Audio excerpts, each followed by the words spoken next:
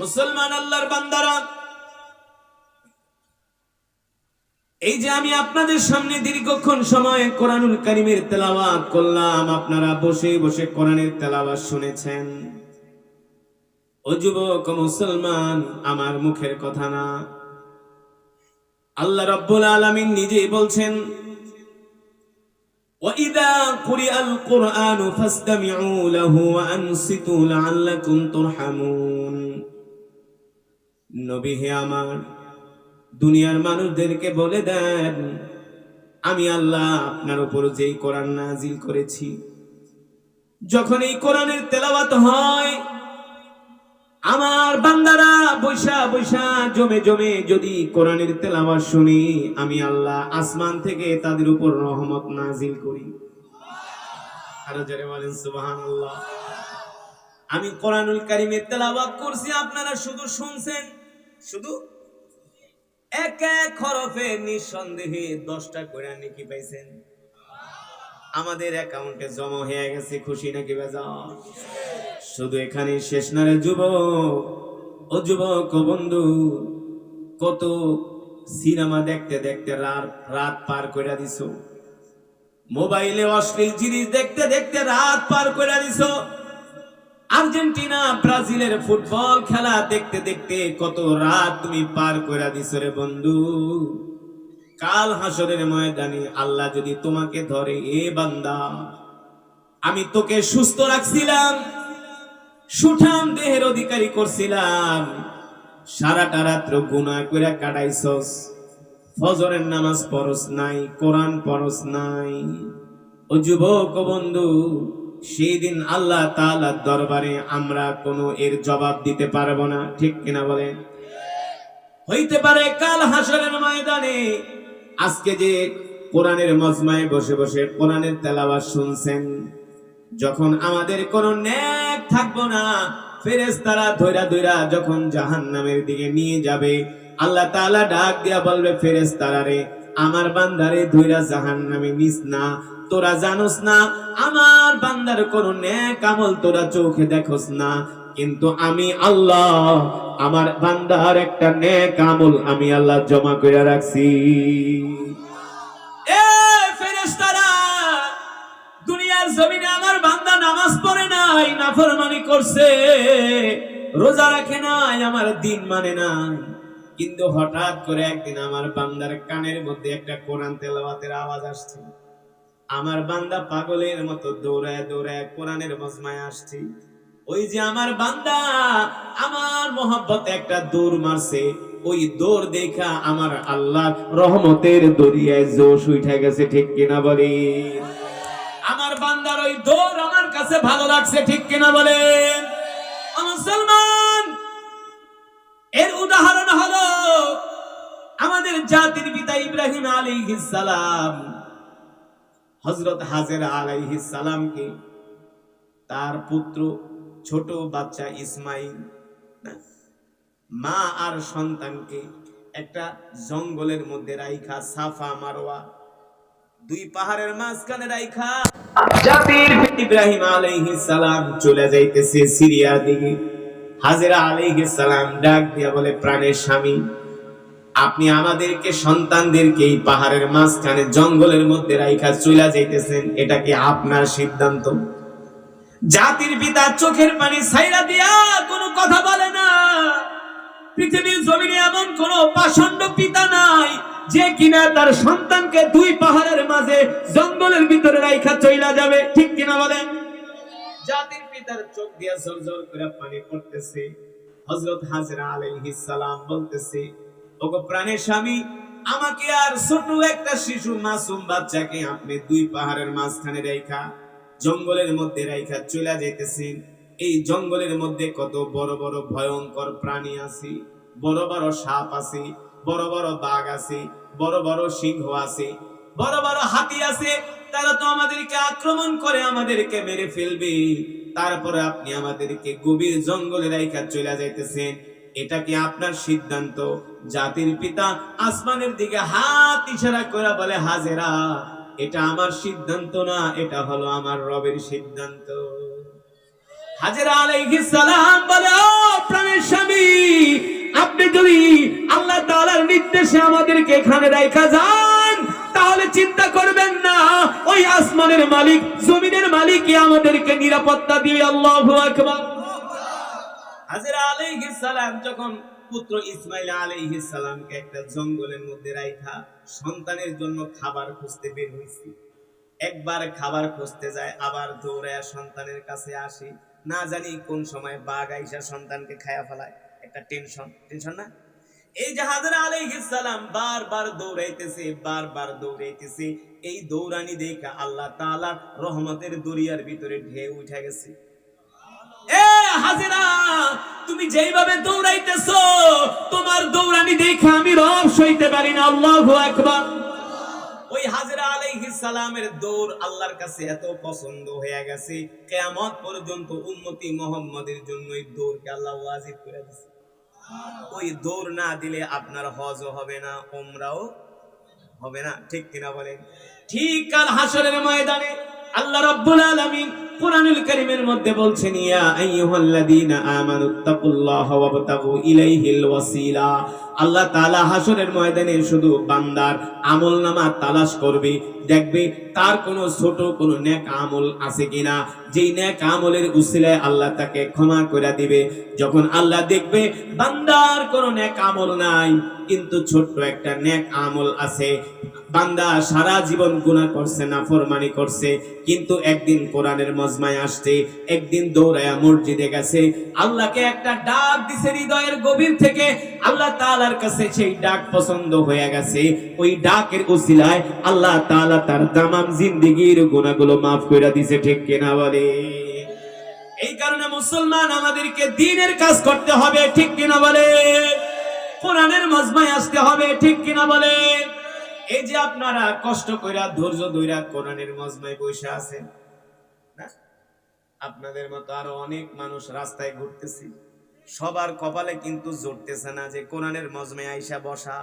এইখানে সবাই চাইলেই আসতে পারে না, এখানে আসার জন্য আল্লাহ তাআলার পক্ষ থেকে কবুলিয়াত থাকতে হয়, সবর থাকতে হয়, সবর ধৈর্য ধরতে হয়। ঠিক কিনা বলেন? এই যে আমি আপনাদের সামনে যে কোরআনুল কারীমের তেলাওয়াত করলাম, এই কোরআন আল্লাহ তাআলা বিশ্ব নবীর উপরে নাজিল করছেন। আর আল্লাহ তাআলা কোরআনুল কারীমের মধ্যে বলছেন, ওয়ানুনাজ্জিলু মিনাল কুরআনি মা হুয়া শিফাউ ওয়া রাহমাতুল লিল মুমিনিন ওয়া লা ইয়াজিদুজ জালিমিনা ইল্লা খাসারা। নবী হে আমার, আমি আল্লাহ আপনার উপর যেই কোরআন নাজিল করছি, এই কোরআন আমি মুমিনের শিফার জন্য নাজিল করছি, এই কোরআন আমি মুমিনের মুক্তির জন্য নাজিল করছি। আল্লাহু আকবার। এই কোরআনের তেলাওয়াত শুনে হযরত ওমরের মতো কাট্টা কাফের কালেমা পড়ে মুসলমান হয়ে গেছে। শুধু কালেমা পড়ে মুসলমান হয় নাই, হযরত ওমর আল্লাহর জন্য, আল্লাহর দ্বীনের জন্য, আল্লাহর নবীর জন্য জীবন দিয়া দিয়েছে। ঠিক কিনা বলে? অথচ এই ওমর ছিল এক সময় কাট্টা কাফের, ইসলামের বিরুদ্ধে এত বেশি ষড়যন্ত্র করছে হযরত ওমর, কিন্তু এই কোরআনের উসিলায় আল্লাহ তাআলা তাকে কত হেদায়েত দিয়েছে, এমন হেদায়েত দান করছে। এখন পৃথিবীর কোটি কোটি মুসলমান মদিনা শরীফে যায়, আল্লাহ রাসূলের রওজায়ে আতহারে হযরত ওমরও ঘুমায় আছে। যেই ওমরকে বলা হয় মেজাজে ওহী, কি বলা হয়? যেই ওমরের সিদ্ধান্ত অনুযায়ী আল্লাহ তাআলা কোরআনুল কারীমের মধ্যে 21 জায়গায় আয়াত নাজিল করছে। সুবহানাল্লাহ বলেন। এত জলিল ও কদর সাহাবী ছিলেন হযরত ওমর। কারণ কি আল্লাহ তাআলা তাকে এত মর্যাদা কেন দিয়েছেন? আল্লাহ তাআলা এত মর্যাদা দেওয়ার কারণ হলো হযরত ওমর আল্লাহর কোরআন শুনে কালেমা পড়ে মুসলমান হয়ে গেছে। ঠিক কিনা বলে? ও মুসলমান, তুমি যদি জান্নাত পাইতে চাও, তাহলে দুনিয়ার জমিনেই তোমাকে আল্লাহ ওয়ালা হতে হবে। আল্লাহর দ্বীনের জন্য, আল্লাহর দ্বীনের জন্য তোমার জান মাল, তোমার সময়কে খরচ করতে হবে। ঠিক কিনা বলে? হযরত ওমর ছিল এমন একজন সাহাবী, যে ওমর কিনা শুধু কালেমা পড়ে মুসলমান হয় নাই, ওমরের সব সম্পদগুলো আল্লাহর রাস্তায় দান করে দিয়েছে। শুধু ওমর আল্লাহর রাস্তায় তার সম্পদ দান করেন নাই, আল্লাহর নবীর জন্য হযরত ওমর অনেক কিছু মাথা পেতে নিয়েছেন, কোনো প্রতিবাদ করেন না। আর আমরা তো গরু খাওয়া মুসলমান, ঠিকমতো নামাজই পড়ি না, দিন নাই, ইসলাম নাই, ধর্ম নাই আমাদের মাঝে। কিন্তু হযরত ওমর কেমন ছিলেন? ছোট্ট একটা উদাহরণ দিলে বুঝবেন। দিব? হযরত ওমরের একটা জীবনী শোনাবো আপনাদের, হ্যাঁ? কিন্তু শর্ত হলো উঠাউঠি করা যাবে না। মাইকটা এমন কে কথা কয়া মজা নাই, খালি ঠাস ঠাস করে। আর দূর মেয়ার সারা দুনিয়ায় ওয়াজ কইরা তুমি শিখাও মেয়ার, হ্যাঁ? ঠাস ঠাস করে, ডেপ ডেপ করে। হযরত ওমর এমন একজন সাহাবী, আল্লাহর নবী নিজে বলেছেন লাউ কানা বাদি নবিয়্যুল্লাহ কানা ওমর। সুবহানাল্লাহ বলেন। আল্লাহর নবী বলেন আল্লাহ তাআলা আমার পরে যদি কাউকে নবী বানাতেন, ওমরকে আল্লাহ নবী বানায় পাঠাইতেন। ওমরকে বলা হয় মেজাজে ওহী। ওমরকে দেখলে ইবলিস শয়তান পর্যন্ত রাস্তা পরিবর্তন করত। ইবলিস শয়তান ওমরকে দেখলে রাস্তা পরিবর্তন করে অন্য রাস্তায় ঢুকা যেত। আর আমরা বর্তমানে এমন গরু খাওয়া মুসলমান, ইবলিস শয়তান আমগো দেখলে কয় আমি আর কি শয়তান, তুই তো আমার চেয়ে বড় শয়তান। হ্যাঁ, ইবলিস শয়তানকে আমি আর কি শয়তান, তুই আমার চেয়ে বড় শয়তান, ঠিক কিনা বলে? আর বর্তমানে যারা পৃথিবীর মুসলিম শাসক আছে সবগুলা হলো ইবলিস শয়তানের খালাতো ভাই, সবগুলা। এবার আসেন মুসলমান, মদিনায় দুর্ভিক্ষ দেখা দিছে, মুসলমানদের ঘরে খাবার নাই, সাহাবীরা না খায়া আছে। মদিনায় দুর্ভিক্ষ দেখা দিছে, সাহাবীদের ঘরে খাবার নাই। অনেক সাহাবীরা আয়েশা আল্লাহর নবীর কাছে খাবার চায়। ওগো আল্লাহর রাসূল, আনা আতশানুন জিদ্দান আনা জাইউন জিদ্দান, নবী হে আমার, আমরা ক্ষুধার্ত, আমাদের খাবারের ব্যবস্থা করেন। আল্লাহ নবীর কাছে যত অর্থ ছিল সব অর্থ দিয়া মদিনার মানুষদেরকে খাবার কিনা দিছে। কিন্তু এখন আর আল্লাহর নবীর হাতে কোনো টাকা পয়সা নাই, দিনার দিরহাম নাই, কিভাবে মানুষদেরকে খাবার দিবে? মদিনার একজন ইহুদি, ইহুদিদের সবচেয়ে বড় আলেম, তার নাম হলো যায়েদ। নাম কি? আল্লাহর নবী এই ইহুদির কাছে গেলেন, এই ইহুদি, যদি কিছু টাকা পয়সা থাকে হাওলাত দাও, 1 মাস পরে তোমার ঋণ আমি পরিশোধ করব। ইহুদি মনে মনে ভাবে মুহাম্মদকে আমি বেইজ্জতি করার জন্য শুধু সুযোগ খুঁজতেছি, কিন্তু কোনো সুযোগ পাই না। আজকে যেহেতু মুহাম্মদ আমার কাছে নিজে আইসা ধরা দিছে, আমার কাছে দিনার দিরহাম হাওলাত চাইছে, এই সুযোগে যদি আমি মুহাম্মদকে কিছু দিনার দিরহাম দেই, তাহলে আমি খুব সহজে মুহাম্মদকে আমার হাতের মুঠায় আনতে পারবো, আর তাকে আমি এমন বেইজ্জতি করব যেই বেইজ্জতি কোনোদিন মুহাম্মদ কল্পনাও করে নাই। কিন্তু আল্লাহর নবী তো আর বুঝে নাই ইহুদি তাকে এইভাবে কষ্ট দিবে। আল্লাহর নবী তো সরল মনে বলছে, ইহুদি, তোমার তো অনেক সম্পদ, তুমি আমাকে কিছু দিনার দিরহাম আমাকে কর্জে হাসানা দাও, 1 মাস পরে আমি তোমার এই ঋণগুলো পরিশোধ করে দিব। ইহুদি বলে, মুহাম্মদ, তোমার যত অর্থ লাগে আমার থেকে নিয়ে নাও, কোনো চিন্তা করো না। দুষ্ট লোকের মিষ্টি কথা। আসলে তে ইহুদির মনে হলো শয়তানি, আল্লাহর নবীকে কিভাবে অপমান করা যায় ইহুদির সুযোগ খুঁজতেছি, ইহুদির সুযোগ পায় না। হঠাৎ করে আল্লাহর নবী যখন ইহুদির কাছে কিছু দিনার হাওলাত চাইলেন, ইহুদি এক বাক্যে রাজি হয়ে গেলেন। কোন কোন বর্ণনায় আসছে ইহুদি আল্লাহর নবীকে 1000 দিনার 1000 দিরহাম হাওলাত দিয়েছিলেন। 1 মাসের সময় নিয়েছিলেন ইহুদির কাছ থেকে আল্লাহর নবী। ওই ইহুদির কাছ থেকে 1000 দিনার দিরহাম আইনা মদিনার কিছু দরিদ্র সাহাবীদের ঘরে খাবার কিনা আল্লাহর নবী খাবার পৌঁছায়া দিছে। খাবার, অথচ আল্লাহর নবীর ঘরে কিন্তু খাবার নাই। ও মুসলমান, আল্লাহর নবী কত দরদি নবী ছিল, আল্লাহর নবী সাহাবীদেরকে কত ভালোবাসতো। নিজের ঘরে খাবার নাই, কিন্তু উম্মতের চিন্তায়, সাহাবীদের চিন্তায় আল্লাহর নবী রাতে ঘুমাইতে পারে না। বর্তমানে সারা পৃথিবীতে মুসলমানদের উপর নির্যাতন হচ্ছে। রাখাইনের 20 লক্ষ রোহিঙ্গা মুসলমানকে বাংলাদেশি মায়ানমারের বৌদ্ধরা তারা অত্যাচার করে জুলুম করে বাংলাদেশে পাঠায় দিছে।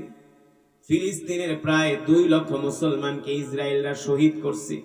বর্তমানে আরব আমিরাত মিলে, ইসরায়েল মিলে সুদানের কালো মানুষদের উপরে গণহত্যা চালাচ্ছে। সুদানের মুসলমানদের উপরে গণহত্যা চালাইতেছে আরব আমিরাত শুধু স্বর্ণের জন্য। ওই সুদানের মাটির নিচে পৃথিবীর সবচেয়ে দামি গোল্ড আছে, স্বর্ণ আছে। এই কারণে তারা উম্মতি মুহাম্মাদীকে ধ্বংস করে দিতেছে, শেষ করে দিতেছে শুধু স্বর্ণের জন্য। আল্লাহর কসম করে বলি, যদি কলিজার টুকরা বিশ্ব নবী রহমাতুল লিল আলামিন এখন যদি দুনিয়ার জমিনে বেঁচে থাকতেন, কোন কাফের মুশরিক বেঈমানরা একটা মুসলমানের গায়ে হাত দেওয়ার দুঃসাহস দেখাতে পারতো না। ইতিহাস বলে আল্লাহর নবী যতদিন পৃথিবীতে বেঁচে ছিলেন, কোন কাফের মুশরিক একটা মুসলমানের গায়ে হাত দেওয়ার সাহস পায় না। একটা মুসলমানের গায়ে কোন কাফের হাত দেওয়ার সাহস পায় নাই। কারণ যেখানে মুসলমান অত্যাচারিত হয়েছে, আল্লাহর নবী সেখানে সাহাবীদেরকে পাঠাইছে, যাও কাফের মুশরিকদের বিরুদ্ধে লড়াই করো, মজলুমের পক্ষে জালেমের বিরুদ্ধে লড়াই করো। ঠিক কিনা বলেন? আল্লাহর নবী কতটা দরদি ছিলেন উম্মতের জন্য। এবার আল্লাহর নবী ওই ইহুদির কাছ থেকে 1000 দিরহাম এনে বাজার করে করে, লিস্ট করে করে দরিদ্র মানুষের ঘরে খাবার পৌঁছে দিয়েছে। এমন ঘর আছে যে ঘরে এতিম সন্তান আছে, বাপ বেঁচে নাই, স্ত্রী বিধবা হয়ে গেছে। এমন ঘরে আল্লাহর পয়গম্বর বাজার করে করে খাবার পৌঁছে দিয়েছি। মাত্র 3 দিন পরে আল্লাহর নবী একটা জানাজায় যাইতেছি, সাথে আল্লাহর নবীর সাহাবীরা, বিশাল একটা সাহাবীদের জামাত, সাথে আছেন হযরত আবু বকরের মতো সাহাবী, হযরত ওমরের মতো জলিল কদর সাহাবী। আল্লাহর নবীর পিছনে আর আল্লাহর নবী আগে আগে হাঁটতেছেন। জানাজা দিয়া আল্লাহর নবী বাড়িতে আসতেছেন, আর রাস্তার মধ্যে যায়া ওই যে ইহুদি আল্লাহর নবীকে 1000 দিরহাম হাওলাত দিছে, মনে আছে? রাস্তার মধ্যে যে আল্লাহর নবীকে বলে, ইয়া মুহাম্মদ কিফ, মুহাম্মদ দাঁড়াও। আল্লাহর নবী দাঁড়ায় গেছে। ইহুদি আল্লাহর নবীর সামনে যায়া আল্লাহর নবীর জামার কালার ধরছে, নাউজুবিল্লাহ বলেন, দইরা বলে, মুহাম্মদ তুমি যে আমার কাছ থেকে 1000 দিনার হাওলাত নিছো, এই অর্থটা তোমাকে এই মুহূর্তে দিতে হবে। আল্লাহর নবী বলে, ইহুদি তুমি যে আমার কাছে এই অর্থটা এখন চাইতেছো, আমি তো তোমার কাছ থেকে সময় নিছি কয়দিন, এখন তো মাত্র 3 দিন হলো। ইহুদি বলে, মুহাম্মদ 3 দিন 6 দিন 9 দিন বুঝি না, এই মুহূর্তে আমার অর্থ তোমাকে আদায় করতে হবে। আল্লাহর নবী বলে, এই ইহুদি আমাকে লজ্জিত করো না, বেয়াজ্জতি করো না, আমার কাছে তো এখন অর্থ নাই, যাও আমি আমার ওয়াদা যেই দিন করেছি তার আগে তোমার অর্থ আমি তোমার বাড়িতে পৌঁছে দিব। এই কথা বলার পরে ইহুদি আল্লাহর নবীর জামার কালারে এমন জোরে টান মারছি, টান মারার পরে ইহুদি আল্লাহর নবীকে ডাক দিয়ে বলে, এ মুহাম্মদ আমি তোমারে ভালো কইরা চিনি, তুমি মানুষেরটা খাইতে পারো, মানুষকে খাওয়াইতে পারো না। বলেন নাউজুবিল্লাহ। এই কথা শোনার পরে সাহাবায়ে কেরাম ইহুদির উপর খেপে গেছে, এ বেটা তুই কি বললি? আমাদের নবী, বিশ্ব নবী এমন একজন পয়গম্বর যিনি নিজে না খাওয়া মানুষকে খাওয়ায়, যিনি নিজে ক্ষুধার্ত থেকে অন্য মানুষের মুখে খাবার তুলে দেয়, যার সব সম্পদগুলো আল্লাহর রাস্তায় দান করে দিয়েছে। ঠিক কিনা বলেন? আর তুই আমাদের কলিজার টুকরা নবীকে এমন করে অপমান করতেছস। ইহুদি বলে, মুহাম্মদ আমি তোমার কাছে যে অর্থগুলো পাই এগুলো পরিশোধ না কইরা এখান থেকে তুমি এক কদমও সামনে আগাইতে পারবা না। নাউজুবিল্লাহ বলে। আল্লাহ নবী ইহুদিরে বুঝাইতেছে, ইহুদি আমাকে আমার সাহাবীদের সামনে বেয়াজ্জতি করো না, আমি আমার সময়ের আগে তোমার অর্থগুলো পরিশোধ করে দিব। এই কথা বলে আল্লাহর নবী বাড়ির দিকে হাঁটা শুরু করছি। পিছন থেকে ইহুদি আল্লাহর নবীর জামার কালারে ধরে এমন জোরে টান মারছি, আল্লাহ নবী দাঁড়ানো থেকে একবারে মাটির ভিতরে পড়ে গেছে। জোরে বলেন নাউজুবিল্লাহ। আল্লাহর নবী ছিলেন পৃথিবীর সবচেয়ে সুন্দর এবং সুদর্শন। আমার নবীর মতো এত সুন্দর করে আল্লাহ পৃথিবীতে কোনো পয়গম্বরকে সৃষ্টি করে নাই, ঠিক কিনা বলেন? নবীজি এত সুন্দর ছিলেন, জামার কালারে ধরে টান মারছে, মনে হয় আল্লাহর নবীর ঘাড় মোবারক লাল হয়ে গেছে, আল্লাহ নবী মাটির ভিতরে পড়ে গেছে। এই দৃশ্য দেখা হযরত ওমর সইতে পারেন নাই, দৌড়ে এসে আল্লাহ নবীর হাত ধরছে, আল্লাহ নবীর হাত ধরে আল্লাহ নবীকে দাঁড় করাইছে। এবার দেখে নবীজির গা মোবারক লাল হয়ে গেছে। এই দৃশ্য দেখা হযরত ওমর আর সইতে পারেন নাই। সাথে ছিল তরবারি, তরবারিরা খাপ থেকে বাইর করছে, ওইরা ইহুদির গলার মধ্যে ধরছে। এ বেটা, তুই কার জামার কলারে ধরে টান মারছস জানোস? খাত্তাবের ছেলে ওমর একমাত্র আল্লাহর নবীর মহব্বতে কালেমা পড়ে মুসলমান হইছে, ঠিক কিনা বলেন? সেই ওমরের সামনে তুই নবীকে অপমান করতেছস, আমি তোর কল্লা ফালায় দিব, তুই আমার নবীর গায়ে হাত দিছস। এই কথা বলে হযরত ওমর যখন ইহুদির গলার ভিতরে তরবারি ধরছে, আল্লাহ নবী ভয় পেয়ে গেছে, জানে তো ওমরের রাগ কেমন। না আবার টান মেরে ওর কল্লারে দেয় দ্বিখণ্ডিত কইরা। আল্লাহ নবী দৌড়ায় এসে হযরত ওমরের হাত ধরছে। ওমর, ওমর হাত থামান। আপনি ইহুদির গলায় তরবারি ধরার কে? আল্লাহ নবী বলতেছেন আপনি ইহুদির গলায় তরবারি ধরার কে? ওমর, ইহুদি অপমান করলে আমাকে করছে, আপনার কি হইছে? এখন কি মন খারাপ হয়? কি হয় না? কার মন খারাপ হয়? কথা বলেন, কার মন খারাপ হয়? হযরত ওমর কয়, মিয়া মনে মনে কে ওগো আল্লাহ নবী, আপনার লেগে তো আইলাম সাইজ করতে, না আপনি আমার অপমান করতেছেন। মনে করেন আপনারা আমারে ভালোবাসেন, রাজেন্দ্রপুর চৌরাস্তায় আমার গাড়ি আটকায়া আমারে মারতে গেছে কিছু পোলাপান। এখন আপনারা অনেকে আমার তেলাওয়াত শুনেন না, আরে কারিয়াস হুজুরে মারতাছে, দৌড়ে গেছেন, এই আমগো হুজুরের গায়ে হাত দিছস। এখন যদি আমি কে বেটা এই হাত দিলে দিছে, তুই হের গায়ে হাত দিছস কেন? তখন কি করবেন? হুজুর আপনি লেগে আইলাম, মারামারি কথা, আপনি আমাকে অপমান করলেন, আপনার পক্ষে আমরা নাই। কথা বল, এই কথা বলতেন কি বলতেন না?